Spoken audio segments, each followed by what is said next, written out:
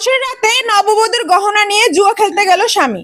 তাই নববধূ ক্ষিপ্ত হয়ে ডিভোর্স দেওয়ার সিদ্ধান্ত নিল। কেন এই সিদ্ধান্ত, চলুন বিস্তারিত তাদের মুখ থেকেই জানার চেষ্টা করব। আসসালামু আলাইকুম আপু। একদম পাছার পাছার। আপু, আসলে আপনার গহনা এই বাসর রাত্রে আপনার স্বামীকে আপনিই দিছেন না আপনার কাছ থেকে জোর করে নিয়ে গেছে? আপা আমি এত কথা কইতে পারুম না। আমি যখন কইছি সংসার ওর সাথে করুম না করুম না করুম না, ঠিক আছে?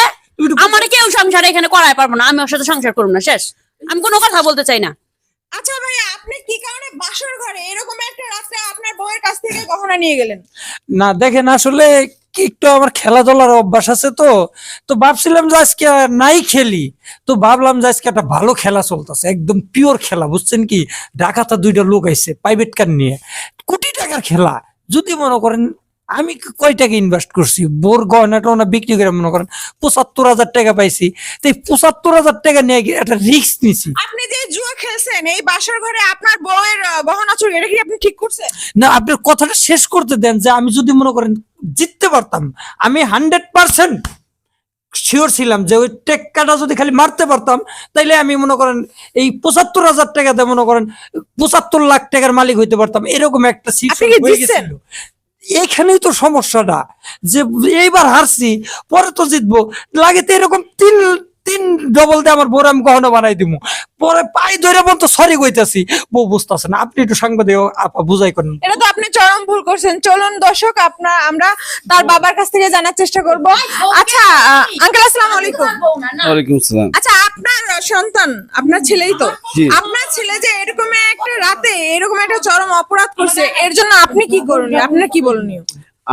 আমি মানি যে দোষ করছে, ঠিক আছে, পোলাপান মানুষ আজকে দোষ করছে, আবার আস্তে আস্তে ঠিক হয়ে যাবো গা, তাই বলে ওই সংসার করবো না এটা কথা শুনেন। আমি কিন্তু ওর বয়সের সময়, ঠিক আছে, অগণিত জুয়া খেলছি। আমার নানা দাদা মানে সম্পত্তি দিয়ে গেছে 50 খানি, আমি সব বিক্রি করে ফেলাইছি। বিক্রি করার কি হয়েছে জানেন? হ্যাঁ, আমি কি খারাপ রয়েছি?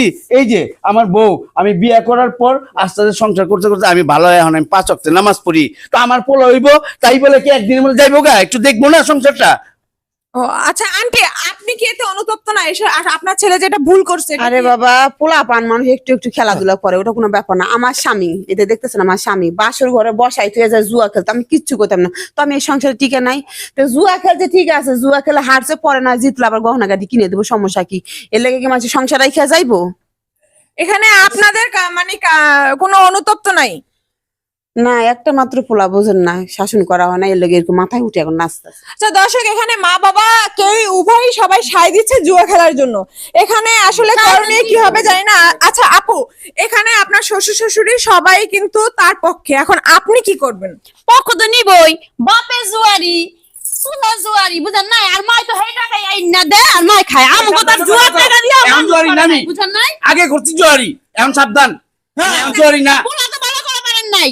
আমার বাপের গয়না দিছে, আমার বাপের বাড়ির গয়না দিয়ে আমারে দিয়া দিছে, সেই গয়না বেচ চাইছে, জুয়া খেলছে, আর সংসার করব আমি।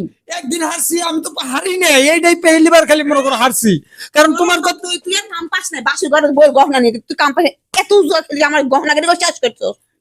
আপা শুনেন একটা কথা কই, আমি এই সংসার আমি করুম না।